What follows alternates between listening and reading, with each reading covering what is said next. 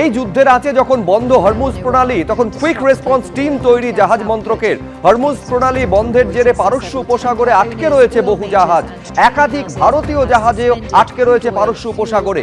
24 ঘন্টার quick response team তৈরি কেন্দ্রীয় বন্দর, জাহাজ এবং জলপথ মন্ত্রকের।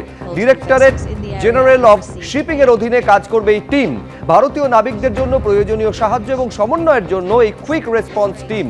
সংকটের পরিস্থিতিতে সমস্ত রকমের প্রয়োজনীয় সাহায্য করবে এই টিম।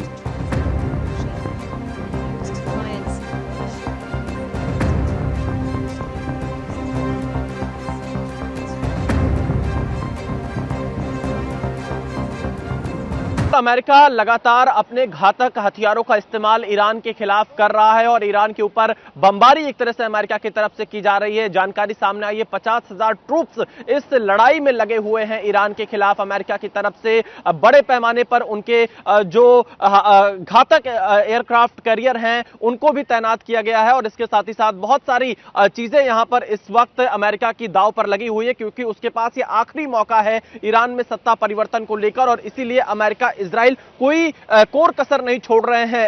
ईरान के हर ठिकाने पर हमला करने की कोशिश कर रहे हैं। चंदन, थोड़ी देर पहले इजराइल के रक्षा मंत्री ने एक बड़ा बयान दिया है कि खामनेई का जो कोई उत्तराधिकारी बनेगा उसे इजराइल टारगेट करेगा, क्योंकि मौजूदा रिजीम में जो भी सत्ता में आएगा वो इजराइल और अमेरिका के लिए खतरा है। আর এর মধ্যে ইরানের সর্বোচ্চ নেতা নির্বাচিত হলেন খামেনেই পুত্র। ইরানের সর্বোচ্চ নেতা হলেন মুজতাবা হোসেনেই খামেনেই। ইসলামিক রেভলিউশনারি গার্ডের চাপে মসনদে মুজতাবা।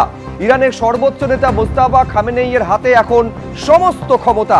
রাষ্ট্রীয় নীতি থেকে সেনাবাহিনী সবকিছুর নিয়ন্ত্রণ থাকে সর্বোচ্চ নেতার হাতে।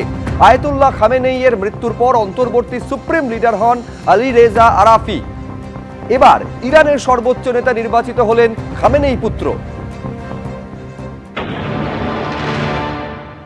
इस वक्त मैं इजराइल के तेल अवीव में मौजूद हूं और इजराइल की तरफ से आज सुबह ही ईरान के ऊपर बड़े पैमाने पर हमले किए गए हैं। ईरान के कई महत्वपूर्ण ठिकानों पर इजराइल ने हमला बोला है। खासतौर पर जो बसीज फोर्स है ईरान की उसको टारगेट किया है। आज सुबह इजराइल ने बसीज फोर्स, काफी घातक फोर्स मानी जाती है ईरान की, उसके कई ठिकानों पर इजराइल की तरफ से एयर स्ट्राइक की गई है।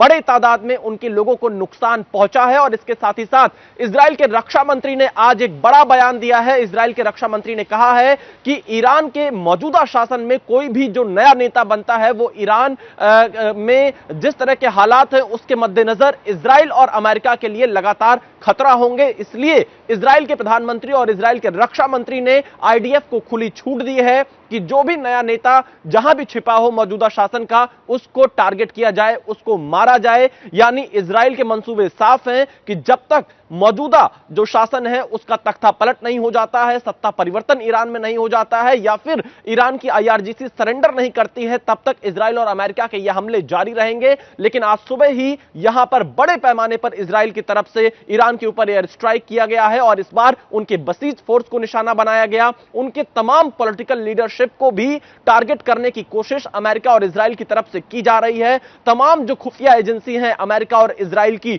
वो पल पल की नजर बनाए हुए हैं ईरान के ऊपर और जिस तरह की खबर आ रही है कि खामनेई का उत्तराधिकारी घोषित कर दिया गया है उनके दूसरे नंबर के बेटे को, तो क्या अब खामनेई का दूसरे नंबर का बेटा अमेरिका और इजराइल के टारगेट पर होगा? ये एक बड़ा सवाल यहां पर बना हुआ है। तो पल पल की नजर हमारी ग्राउंड जीरो से बनी हुई है और हम आपको एक एक रिपोर्ट देते रहेंगे।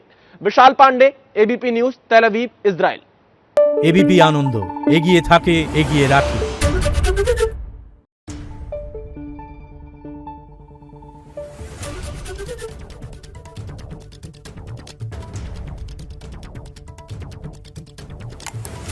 Thank you.